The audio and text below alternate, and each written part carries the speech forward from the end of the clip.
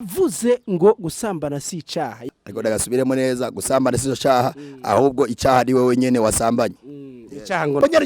sapakoso tapaya Imana yavuze ngo ukwimbura na sherege biva hejuru bikagwa kwisi bigatosisi ngo niko umuntu wese akurikirana iyi TV The Time 257 ndamutera intege cyane ko ndiza.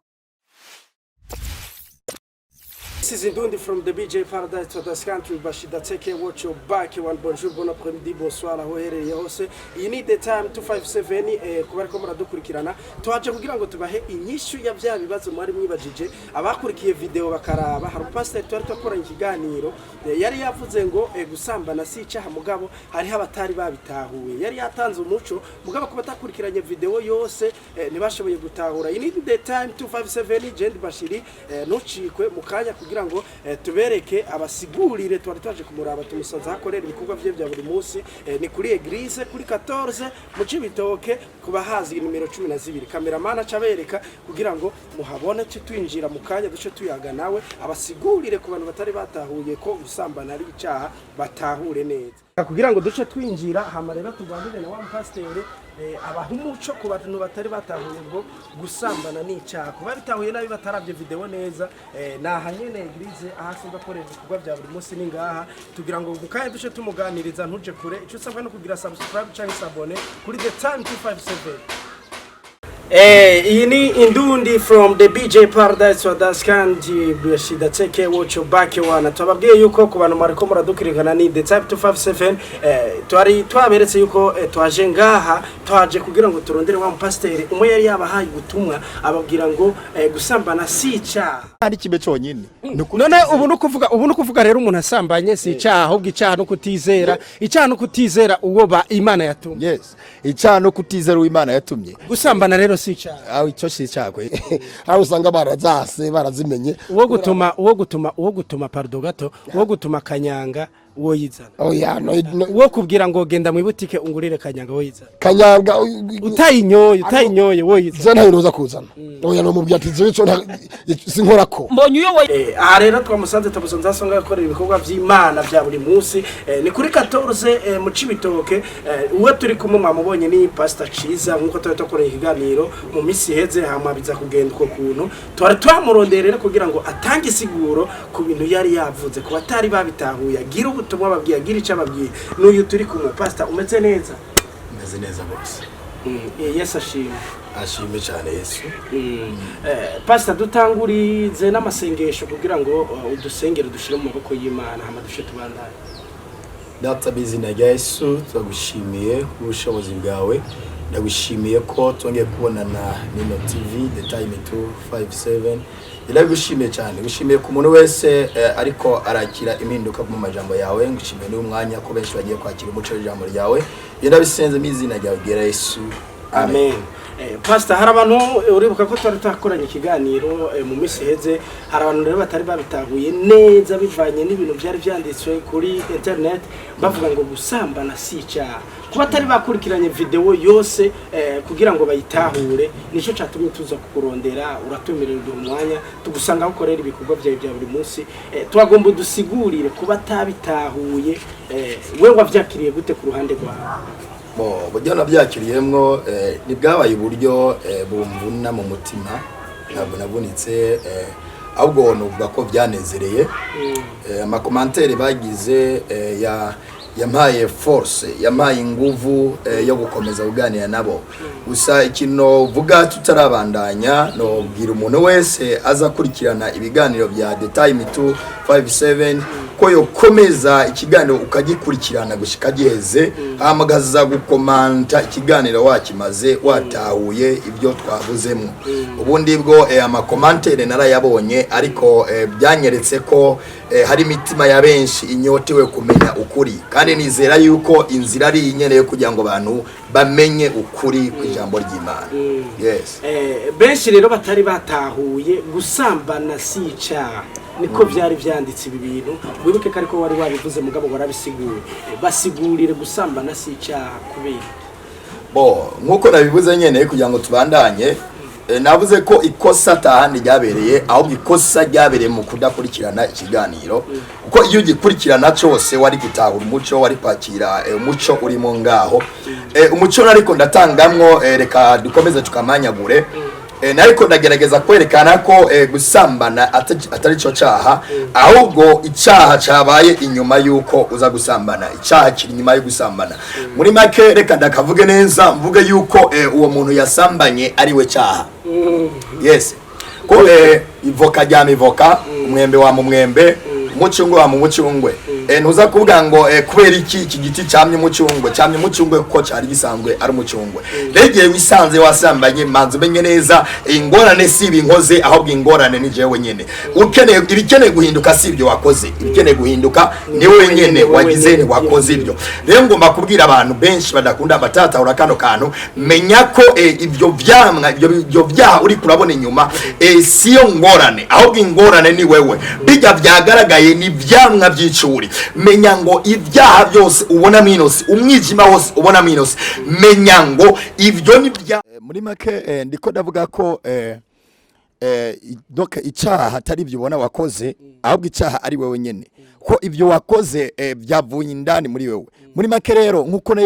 navuze ngo icyaha no kutumvira muri make no kutumvira ijambo ry'Imana ko ijambo ry'Imana niryo riza mu muntu hama rigahindura umuntu agatangura kugaragaza ivyamwa bihuye n'ijambo ry'Imana atekeye indani muri we bimenye neza rero ko ingorane si ivyo uri kurabona ahubwo ingorane ni wewe nyene indani ijambo ry'Imana ritugira ngo Dawidi yavuze ngo nabiki ijambo ryanje ryawe mutima wanje kugira ngo noye kugucumurako nabiki ijambo rya mutima wanje kugira ngo noye kugucumurako kubera iki avuga ngo noye kugucumurako nuko yabiki ijambo ry'Imana donc muri we asanzwe ari giti cy'ijambo ry'Imana ijambo ry'Imana naryo ryamuza ineza ryamuza ivyiza gusa menya ngo ivyo rero wakoze siyo ngorane ahubwo ingorane ni wowe nyene indani muri wowe uri giti cy'ivyaha camiki camivyaha ingorane si ivyo vyamye ahubwo ingorane nico giti muri make reka turabe ivoka ryama ivoka umucungwe wa mucungwe umwembe wa miki wa mu mwembe menya rero igihe utarakira ijambo ry'Imana ngo uhindurwe n'ijambo ry'Imana menya ngo ivyamwa byose ugaragara ko biza kuba ari ivyaha gusa ndakunda kubaza abantu bamwe igihe yisanze mu gusambana acabona ngo iki nkoze nico cyaha ariko igihe akiri mu migambi yo gutegura gusambana rijyajire mu bwiyati byo sivyo ntigera ryumvira doke dufate nk'ugasanga nk'umugabo ariko arapanga gucinyima nk'umugore akabimarana nk'iyinga nkazingahe ariko arabikorera ko ariko aripanga apanga naho bazohurira bavugana kuri telefone apanga ndetse na hotel bazobikoreramwo ivyo byose ntabone ko ahubwo icyari karakura ariko kutumvira ijambo ry'Imana hama ngo iyo migabo n'imigambi ayireke hama bibaye agacabona ko arico cyahakoze icyaha ni kwa kutumvira ijambo doke ryaje ryakubuza ati bijya bireke hama karigararija doke muri make kujya kugarariza nico cyaha rakozo utapakazita icyaha no kutumvira no kutizera uw'Imana yatumye igihe kimwe Yesu agaburira abantu 5,000 aje kwagaburira baca bibwira mu mutima ngo mufate bamugira umwami hama Yesu abimenya aca yivira harigira amaze kwigira musangayo hama cyane mubaza ngo tubwira ibikorwa by'Imana tubikore Yesu arabihweza Yesu acabwira ati igikorwa cy'Imana ni kimwe no kwizera uw'Imana yatumye kubera icyabwiye ngo ni kimwe no kwizera uw'Imana yatumye donc igihe wizeye uw'Imana yatumye wenyene araza gahindura ubuzima bwawe hama ibyakubera inyungu Paulo yavuze ngo ivyambere inyungu vyambere yuho hamwe avuga ngo sije nkiriho ariko ni Kristo Yesu ariho muri jewe bimenye ngo igihe ari wewe ukiriho ivyo ukora byose ni vy'umwijima gusa kubera iki wewe uri giti kibi ijana kwijana bimenye ngo igihe wewe utaravaho hama Yesu azi abeho muri wewe bimenye ngo ivyamwa byose kugaragara ko nivyo nyene wita ibyaha ariko icyaha ni wowe nyene kwari ibyo ubona bigaragara ni ivyamwa bigaragaza icuri wewe riba kozota ijambo ry'Imana tugira ngo usomye Imigani 4 umurongo wa 22 ukabandanya havuga ngo rinda umutima wawe kurusha uko n'ikindi kintu cyose kuko ubuzima bwawe ubugingo bwawe ariho bududuriza ibyo rero byagaragaye inyuma byakomotse indani mu mutima w'umuntu igihe rero utarizera ngo wewe uveho wewe uhwere hama Yesu abeho muri wewe menya ngo ibyo garagara byose no umwijima none ibyo bigaragaza iki bigaragaza icyo wewe uri none icyaha ni iki ni kijya wakoze cyangwa icyaha ni wewe ko ntihahinduka bijya wakoze hahinduka wewe merutse kuronka umusore umwe arazambwira ati pastor jewe gusambana byarananiye guheba kandi ndumuririmbye timbwa ndagerageza nka Rwana kugira ngo mpewe gusambana ariko nibikunda cyane baza ati none waragerageje byaranse te ati warasize n'inguvu te warafashe ibifungo te ati none byaraheze ngoya ati none urazi impamvu bitaheze atoya sindayize wewe wagerageje gukuraho bijya wakoze kandi bijya wakoze vyerekana wewe nyene umva nkubwire igiti nkuko navuze igiti cyamye amavoka nuko kiba ari voka nyene kugira ngo ico gihinduke abantu hajya amavoka suko ufata y'amavoka yakurako ko nicasura kwanga kizokwama amavoka ahubwo nukumenya ngo ahubwo ingorane ya bino vyama nikora kino giti nuko kino giti ndakirandura hama ngatera igiti nkeneye hano rero namubwiye ati wewe ingorane ni wewe niwe cyaha kubera bijya bigaragara ni vyamwa byicure izera jambo ry'Imana wewe uvemwo Yesu abeho muri wewe umenye ngo ni Kristo abaho muri jewe hama Yesu yabayeho muri wewe Yesu niwagaragaza ibyamwa muri wewe Yesu yavuze ngo nije umuzabi w'ukuri ishami ryose tari kujeho ntiribasha kwama ishami riri kuri Kristo rirama data kayituturira kugira ngo ryame cyane bimenye ngo ukoze umusambanyi ni wewe ubusambanyi ni wewe wishe umwicanyi ni wewe ingorane sibijya wakoze ingorane ni soko indani muri wewe ndugu yangu nk'ubu twa project filime hajya twaye project ku gitambara hama ukazubona za filime udakeneye hama gatugaragaza ngo ugende uyihagarike burya yohagara ugiye kuyagarikira ku gitambara filime si kijya gitambara filime ni hariya ku isoko kuri source umenya ngo ndagenda hariya kuri source hama nkabihagarikirayo bihagaze hariya no ku gitambara ubona bigisene ubona bihagaze re filime si bijya byo ku gitambara ahubwo filime iri hariya muri projecteur nuko nicyaha banzurandura ibiri muri wewe ndane hama kugira ngo nicyaha kuri wewe kive Riko Samande icyaha muri make icyaha nivyo biri ndani indani mu muntu Yesu ntigeze abwira abantu ngo yamwe basambanye muhe gusambara yemwe baroga nimureke kuroga oya yarabihweje abona harakabuto kinyota yo kugoroka abafisi indani muri bo yacabwiye ati abafisi inyota nimuze munywe kuri jewe kwereka ababwiye yuko abwete igeno bano mazi y'ubugingo bijya vyamwa byose bizoca bifudika amaca atangura kuza ukugira neza urukundo doke ineza y'Imana yose igaragara izigaragazwa n'iki izigaragazwa n'icambo riri ndani muri uwo muntu bimenye neza igihe utarahinduka wewe ibigaragara byose biranuka gusa nawe ukora ibyo umenga ni vyiza uri umunyabyaha ukora ibyaha gusa nta cyiza ukora menya neza rero akira ijambo ry'Imana hinduka akira ukwera kw'Imana hamukore ivyo ukwera ari kintu kurumva ndiko ndabitahura kandi vyose jewe nabitahuye sinzi nk'abakunzi ba the time 257 ko baba batahuye ariko pastor ndahagirira akabazo gato ijuru wewe wumva libaho rirabaho canke wumva ijuru ribaho yes ijuru rirahari ijuru ririho ririhe ahantu ijuru riri ibyo tubigiyemo cyane kabati tonda ahantu ijuru riri kuba tujye kuvangira Imana ko ijambo ry'Imana tugira ngo uko ijuru gitanguye isi niko ivyimiro byacu bitandukanye n'ivyayo ngo kandi ubunyabwenge bw'umunyabwenge burutwa n'ubupfu bw'Imana rero Imana yavuze ngo ijuru rirahari Imana yavuze ko ijuru rihari twizana ijambo ry'Imana ijuru yagize ne rirahari abana b'Imana zoja hehe tuzoja mu ijuru kubavuga ngo iyo umuntu apfuye ubuzima burabandanya yes iyo umuntu apfuye ko ubuzima bubandanya ubivuga hikiwe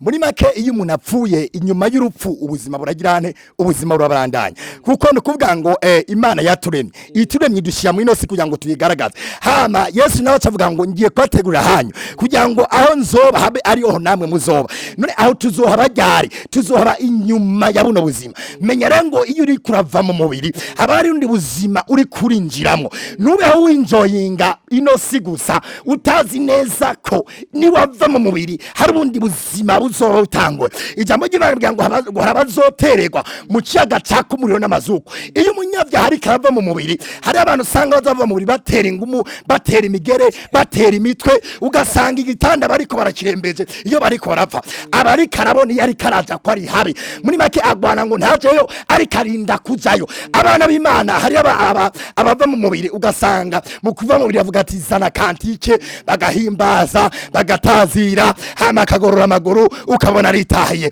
Yabonye iyo ariko araja ko ameze neza, inyuma ya buno buzima nduguzangu hariyo ubundi buzima. Izera umwami Yesu bigishoboka. Ijambo nyiravuga ngo umunyabyaha nareka inzira yiwe akira ubuzima bw'Imana. Ngufise umwana afise ubwo buzima bw'Imana utabufise, uzova mu mubiri wikangure rupfu na kuzimu, wikangure gehenomu, cya kiyaga cakubiri n'amazuku. Izere Yesu bigishoboka, wakira ukwera kw'Imana, wakira ukugoroka kube kuva ku kwizera Kristo kutazanwa n'ivyagezwe. Abantu benshi baranditse ngo ngo bwabundi nzanumva ngo bwabundi ngo gusambana si cyakwera ngo nukuryoherwa, gusambana kuryoherwa. Abandi nabo ngo hamwe no jamije ngo asanga ngo ntasambanye ngo kandi ngo kitari cyango n'abamwe. Menya ngo bijya bintu wakoze vyagaragaje ico we wuri. Muri make hinduka rero, rondera ijambo ry'Imana kugira ngo riguhindure, hamufata iforoma y'ijambo, hama wama imbuto zikwiranye no kwihana, wama imbuto zikwiranye n'ijambo. Kwera iryo jambo nyari sabakoso tapaya. Imana yavuze ngo ukwimbura na sherege biva hejuru bikagwa kwisi bigatosisi, ngo niko ijambo cyanje riri nizogaruka uko naritumye idakocora ritumanye. Menya ngo ijambo ry'Imana ni inkota ikarisha imbere n'inyuma. Iyo umuntu agiseye riraza ikamuhindura. Pawulo avuga ngo sije nkiriho ni Kristo Yesu muri je, ko yahinduwe na Kristo. Bimenye nawe wize ijambo riyagukatakata, hama rikagutumbereza, rikagushira ku murongo, ivyagusosera bikarura, ivyakubera inyubika mu buhombe. Menya ngo bijya wakoze siyo ngorane, icuri ikiri ndani niyo ngorane. In the name of Jesus. Amen, amen. Aya ndugu zangu, jambo ry'Imana birango ukora icyaha wese nuwa wamugwanisi. Menya ngo igihe wisanga mu byaha wewe niwe cyaha. Rinda nk'ubu ndakwaze ndugu yangu, igihe nk'ubu tubona umuntu yicana hama tukabona yishyura mbere kabya ati bireke bikanga, akicwa kabiri kabya ati bireke bikanga. Burya tugombye guhagarika ubwo byicaye, dufata uwo nyene tukamujyana mu buroko, hama bya bintu bica bihagarara. None wumva icyaha rinde, icyaha n'ujya muntu nyene ko natahinduka bijya biguma kujya nyene. Menya rangu ingorane sivyo wakoze, ingorane ni wewe utarahinduka, utarakira amazi y'ubugingo kugira ngo ubwo buzima bukubemo, hamutembeshe ubwo ruzi ruvindane muri yo rapakozotaba erabashekeya. Niwabona ingwara menya ngo hariho takapakozota. Ndugu yangu, iyo umuntu arwaye setabazite doke nk'ubu wisa ubonye umuntu ariko ajugumira hama karura mu kanwa, burya ingorane suko kujugumira. Abaganga nibavuga ngo muhe ibinini byo kujugumira, ntibavuga ngo muhe ibinini byo gushuha. Bamanza kumenya kweri kuna umuntu azajugumira, kweri kari karashuha, kweri karura mu kanwa, hari akantu indani kaza kabituma. Bene tuvura ivyo, tuvura kariya kantu kabiteye, kariya kantu kabizanye niyo ngwara. Ingwara si ibi biza bigaragara, suko umuntu ajugumira iyo si yo ngwara. Menya nawe ni wasanga watukanye wivye wabeshe. Ingorane sibirya, ingorane ni ndani mu mutima wawe. Ugomba kwizera ijambo. Babona kugira ngo icyaha nukutizera, dore ijambo niryo rihindura. Masapa kazite. Sinzi ko ari ikintu uri kurumva ndugu yangu. Pastor jewe ndiko ndagira ubwoba kubera iyo hari ibintu uri kuravuga nibarenga bya mapata kasagara katagore. Sinzi ibyo bintu rega nivyo bintero biba biriko biranterwa. Sino gutahuraho natahuye. Ku bantu muri ko munakurikira The Time 257 ni Bashiriwe ni Pastor Chiza ariko aratanga ntimugira ubwoba. Naje Pastor naje nagize ubwoba mugabo nibaza ko ari ibintu bisanzwe. Nibaza ko abantu batahuye by'ukuri. Umuntu yo batatahuye kukijanye na gusamba na sica, gusamba na kuko sica ndabeshe. Icyaha nikiri mu rujya muntu nyene yagikoze wagisiguwe. Pastor reka ndagushimire cyane kuba wabasiguriye. Nizere ko n'uwundi munsi nitwakurondera ushobora kuzotwakira nkuko watwakiriye neza. Yes, nzobakira ariko karo kameno rangiriza ko kugira ngo umuntu asobanukirwe neza. ikintu kikwereka neza ko icamwa atari cyo cyaha ugiye kuraba Adamu mu itongo rya Eden Imana yabwiye ngo niwajya ko yacamwa uzopfa nakabuza hama ugiye kuraba nyuma Adamu atarenga ku by'Imana yamubwiye atajya cyacamwa ariye cyacamwa doke abantu bacabona menga icyaha yakoze ni camwa yari ariko Imana ari yamukondanye ku camwa yari ahubwo yamukondanye ukuntu yansi ijambo ryayo hamaza kwemera rya Satani ko Satani yamubwiye ngo ahubwo Imana yase ko Musa nawe acayemera te gamundu kuri ko kuri doke acayanka ijambo Imana yamubwiye doke hacagaragara ivyamwa rero byo kunegira ijambo y'Imana byo kuduta byo kwanya ijambo y'Imana ibigaragara n'ibijyanye by'umwijima remenya ngo hagaragaye icy'umwijima ingorane n'indane mu mutima wawe ni kubera hari ijambo utumviye ngerige navuze ngo Dawidi yavuze ngo nabitse ijambo rya mutima wanje kugira ngo nawe kugucumurako ikizigama umuntu simbaraga ziwe ikizigama umuntu simbaraga z'ibyagezo ikizigama umuntu ubushobozi bw'ijambo y'Imana kwa ijambo ry'Imana ryo rifise power capacity yo kurinda umuntu bimenye rero ngo burya atajambo indani muri wewe ibyo ukora byose ni bibi mu izina rya Yesu amen. Pastor urakoze cyane nawe murakoze nkuko warabivuze nyene je ndahari kugira ngo ntanga umuco niyo mpamvu sa umuntu wese akurikirana iyi TV The Time 257 ndamutera intege cyane ko ndiza ko ibiganiro bizoca ko kenshi tuzovuna kenshi ndiza kuzima bwawe zo kwisanga bumeze neza cyane uzo kwisanga ibyaha byaraguhunze usange ingwara zaraguhunze ubukene bwaraguhunze ibyo byose bizoguhunga kubera iki kubera ukuntu usigaye uri indani muri wewe kuko muri make ibintu biva indani bigasohoka inyuma hari jambo Yesu yavuze avuga ngo ibihumanya umuntu sibiva hanze nibimuvamo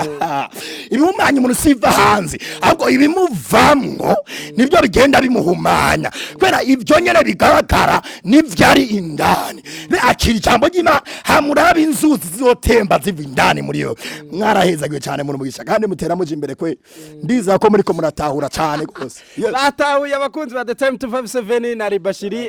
the Pastor Chiza nibaza ko mwasobanukiwe kubadatahura icaha niki gucambana si icaha yabisiguye neza. Pastor urakoze cyane reka tugushimira. Yes namwe murakoze kandi ndabwira abantu bashikare kudukurikirana hampande y'upastor ndi n'umuririmbyi hari ndimbo duheretse kurekura n'umugwi turimbana witwa Holy Nations Light ugiye kuri YouTube urabibona cyangwa kagira pastor Chiza byose urabibona